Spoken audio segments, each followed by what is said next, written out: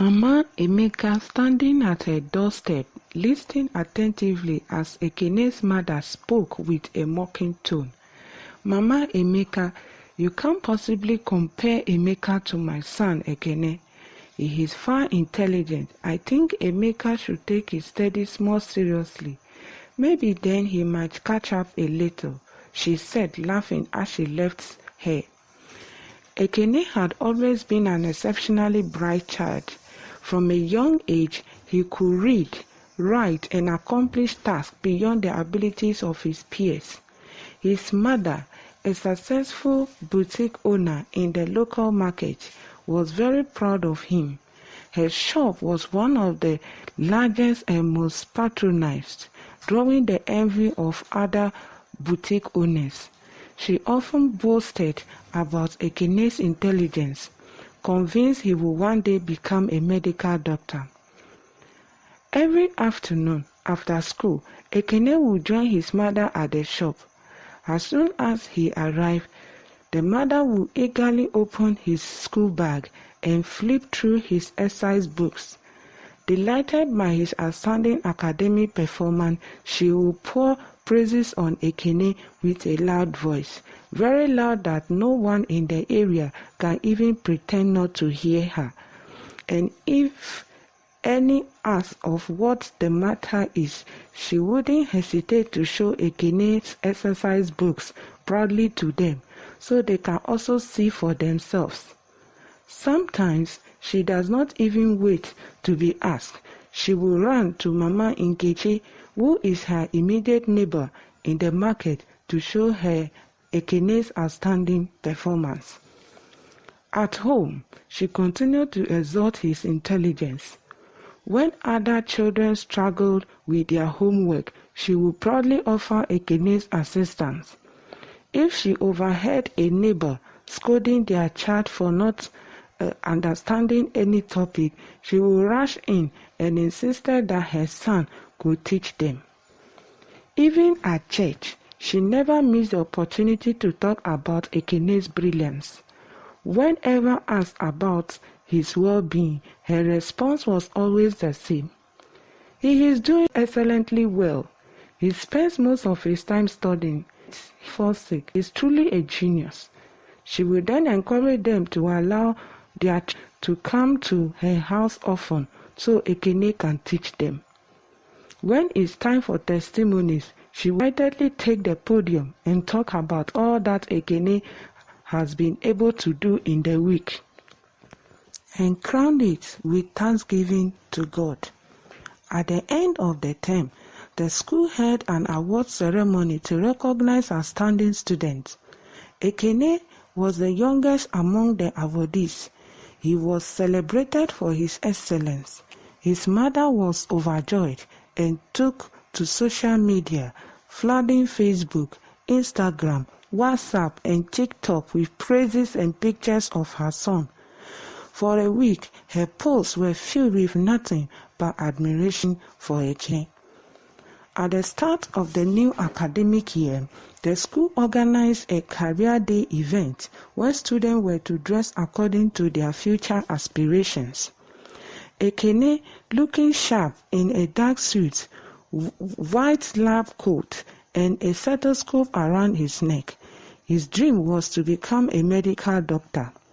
As they waited for the school bus, Emeka, their neighbor's son, arrived dressed in a similar outfit. Surprised, Ekene's mother questioned him, "You also want to become a doctor? How will you manage that? Medicine is for exceptionally brilliant like my son here." Mama Emeka, perhaps you should encourage your son to pursue a career that requires less academic rigor. All right, Mama Ekene, Emeka's reply, choosing not to argue. Meanwhile, Mama Ekene busied herself taking pictures of her son to post online before the bus finally arrived. Ekene's future seemed really bright. Even his teachers had no doubt that he would achieve greatness. However, the unexpected began to happen. One afternoon, Ekene returned home, and as usual, his mother hurriedly checked his exercise books. To her shock, instead of the perfect scores she was used to, she saw 0/10, 1/20, with the highest being a mere 3/10. "Ekene, my son, is this your book? Did you mistakenly swap it with someone's own?" she asked. Confused, believing it to be a mistake, she remained hopeful that things would return to normal the next day. However, the following day, the results were no different. The once vibrant chatter about her son's achievements ceased, and neighboring shop owners noticed her unusual silence. After weeks of declining scores, she decided to visit the school. When she met with Ekene's teacher, she expressed her concern. "I believe my son's books have been mixed up. His performance has dropped drastically, and I thought the school would have noticed by now." The teacher, with a gentle yet concerned smile, responded, "I'm sorry, madam, but the books are indeed Ekene's own. We have been meaning to invite you for a discussion. Ekene has been sleeping excessively during class lately. Despite our efforts, we have not been able to keep him awake. We advise that he gets sufficient rest at home so he can stay attentive in school." Determined to help her son, Mama Ekene started closing her shop early to ensure he slept well. However, Ekene's condition worsened. Even when made to stand in the classroom to keep him awake, he would still doze off. He even collapsed on a few occasions due to sleeping while standing. His classmates began to mock him, giving him the nickname, the sleeping doctor. When exams arrived, Ekene barely managed to write anything and ranked second to last in his class. The school agreed to promote him despite his poor performance, hoping he would improve. Unfortunately, his struggles persisted and he continued to fail. Eventually, the school refused to push him forward anymore, and he remained in the same class for years. Ekene, who was then fully grown, felt embarrassed. He decided to quit school and pleaded to the mother to allow him go learn a trade, but his mother insisted that he must school and become a doctor. She encouraged him not to give up, and she arranged private tutors for him. However, even with one-on-one teaching, he still fell asleep, causing the teachers to lose interest and stop coming. After a while, all hope was lost. Ekene kept pleading to the mother to consider his age and allow him to go learn a handwork before that one too becomes too late. His mother was so saddened by the turnout of events. She wept bitterly and could not do anything but agree to Ekene's decision, since it seems his mind is made up. Ekene and his mother believed that Ekene's situation was an affliction and that the person was not just happy seeing Ekene in school. They were therefore very hopeful that things would change when he drops out of school and go into handwork. Contrary to their hope, the issue persisted and even worse. Ekene slept through every apprenticeship. The first thing he tried was barbering. The moment a client is in for a haircut, he will start dozing and sleep off in no time. He will sleep so soundly and no attempt to wake him up ever work. The barbering shop owner got fed up and drove him away. From there, he went into carpentry, but it's even worse. His master could not believe that a person could be sleeping like that. After some months, he also told him not to come again. The mother then enrolled him in a driving school.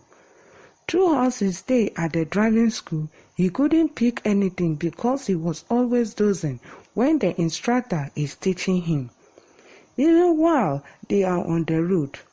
On several occasions, the instructor had to send Ekene to the back seat and just drive the car back to the office by himself. The only thing Ekene picked from the 2-year driving course was how to spark the car. He attempted at least several different skills, but was dismissed from each due to his constant sleeping. Finally, he joined his mother in the shop, but he slept throughout the workday while she attended to customers. The mother on many occasions could not help but cry out bitterly for what her brilliant son had become. Ekene grew into a full adult, but even the thought of getting married did not cross his mind because of his predicament. At 30, his mother passed away, leaving him alone to manage the shop. However, due to persistent theft while he slept, the business collapsed. Left with no choice, Ekene resorted to hawking sachet water in the market to survive. 10 years later, while selling water in his tattered clothes and worn-out slippers, he heard a familiar voice call his name. Turning around, he saw Ujunwa, his old schoolmate. "Ekene, is that you?" she asked, visibly shocked. Overjoyed yet embarrassed, Ekene replied, "Yes, Ujunwa. What happened to you? You suddenly disappeared from school, and now this?" she asked with concern. "It's a long story," he responded. "Come to my father's house this evening, let's talk," she suggested. Later that evening, Ekene visited Ujunwa and shared his ordeal. He narrated how he and his mother had visited lots of places for solution, but to no avail. Ujunwa felt so sad for Ekene and shocked at the same time. Ujunwa, being a devoted Christian, believed that Ekene's problem can be solved with prayers. She then suggested that Ekene should meet her father, who is a seasoned pastor, and discuss with him. Ekene agreed, and later that day, Ujunwa informed her father, and a meeting was arranged for Ekene to speak to him. During prayers, the pastor revealed that Ekene's downfall was from his mother's excessive boasting, which had drawn the envy of malicious people who placed a curse on him. He recommended a 3-day fasting and prayer. "You will fast for 3 days. Me and my daughter will join you in this fasting," he said. "During this 3-day fasting, you will be with us here for us to crown each day with a prayer section. I believe that this yoke will be broken," he concluded with an assuring smile. Determined to break free, Ekene engaged in fasting and prayers as the pastor instructed. They prayed fervently for the whole 3 days, and the 3rd day of the vigil, Ekene testified that he felt a weight lifted from his head. It is as if a heavy load was taken off from his head, and his head was feeling lighter all of a sudden. "That is a sign of deliverance," the pastor said with joy, and they all praised God together. Grateful to God for his deliverance, he surrendered his life to Christ and enrolled in a pastoral school with the help of Ujunwa's father. 5 years later, he graduated and began his ministry. His small congregation grew rapidly, becoming the largest church in the state. His name gained recognition both locally and internationally, and he was invited to minister across the world. He married Ujunwa, and they were blessed tremendously. Although Ekene never became the doctor he and his mother once dreamed of, his life ended in praise, just as his name suggested. His mother nearly destroyed his life with her excessive boasting, if not for God's timely interventions. Moral of this story: it is advisable that we appreciate our kids if they do well, not only in academics but in everything. But it is also advisable that we do it wisely.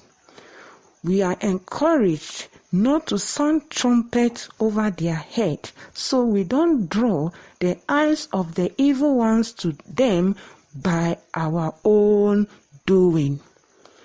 Thank you so much for watching.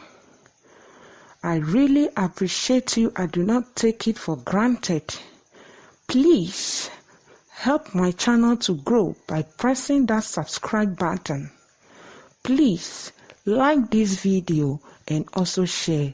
Let us know your comment and view about this story in the comment section below. Bye-bye.